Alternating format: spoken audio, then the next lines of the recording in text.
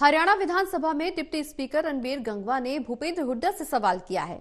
भूपेंद्र हुड्डा हरियाणा के साथ लगती राजस्थान की वो सीटें बताएं जिन पर कांग्रेस पार्टी ने हुड्डा के प्रभाव से जीत हासिल की हो। दरअसल हिसार में डिप्टी स्पीकर रणबीर गंगवा से खास बातचीत की है टोटल न्यूज के associate editor doctor Mahesh Kumar ने।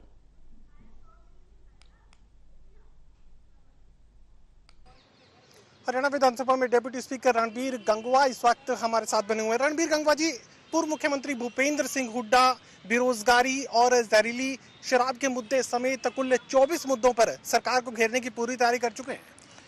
देखिए, सेशन है और सेशन के अंदर विपक्ष की जिम्मेदारी बनती है कि वो कोई मुद्दे हों तो वो लाने का काम करें, लेकिन मैं कहना चाहूँगा कि आज विपक्ष के पास कोई मुद्दे है ही नहीं।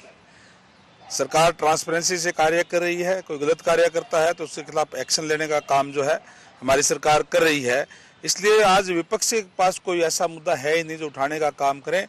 विपक्ष आज मायूस है कि जिस तरीके से भारतीय जनता पार्टी कार्य कर रही है, जिस तरीके से अभी हाल ही के अंदर जो चुनाव है उनके रिजल्ट आए हैं, उसको लेकर के वो एक तरीके से जो सिट्टी पिट्टी गुम जो है उनकी हो रही है।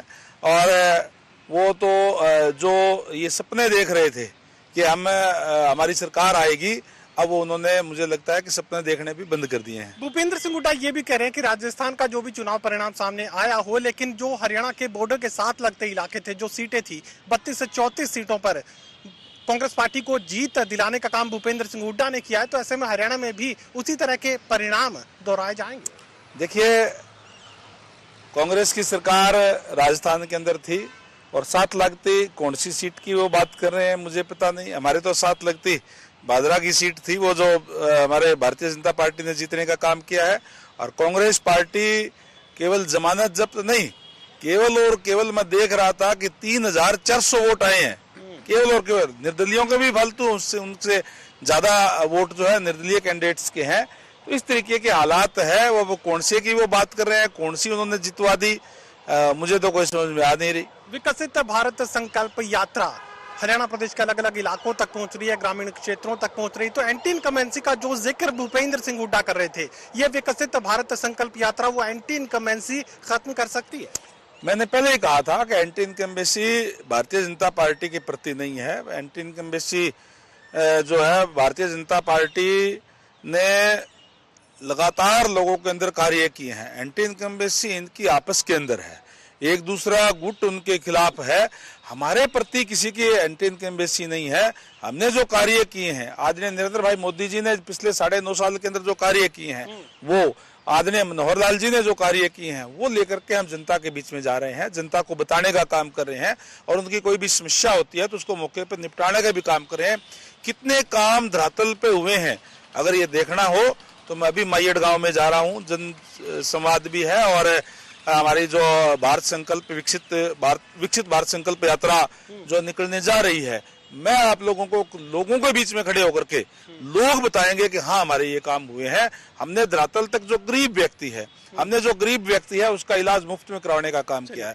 हमने गरीब व्यक्ति को फ्री अनाज देने का काम किया है। ये लोग आज मान रहे हैं। अनिल विज ये भी कह रहे हैं कि जेजेपी का उदाहरण लेकर वो ये बात कह रहे हैं कि जमानत जब्त पार्टी, तो क्या गठबंधन को लेकर अब कह सकते हैं कि अब गठबंधन खत्म होने की कगार पर है? देखिए, मैंने जैसे पहले भी कहा था कि गठबंधन जो है वो सरकार चलाने के लिए है। मैंडेट इस टाइप का था कि गठबंधन जरूरी था, बिना गठबंधन के सरकार चल नहीं सकती थी।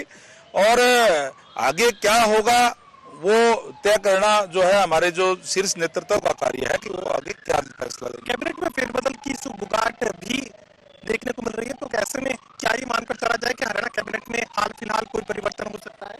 देखिए, ये अधिकार माननीय मुख्यमंत्री महोदय का है, उनके अधिकार क्षेत्र की बात है, उस पर तो केवल मुख्यमंत्री महोदय ही बता सकते हैं। चलिए, भारतीय जनता पार्टी की लोकप्रियता का जिक्र यहाँ पर डिप्टी स्पीकर की तरफ से किया जा रहा है। साफ ये बात करें कि किसी भी तरह के एंटी इनकमेंसी का सामना भारतीय जनता पार्टी को नहीं करना है और विकसित भारत संकल्प यात्रा से भारतीय जनता पार्टी का जनाधार और भी ज्यादा बढ़ता नजर आएगा।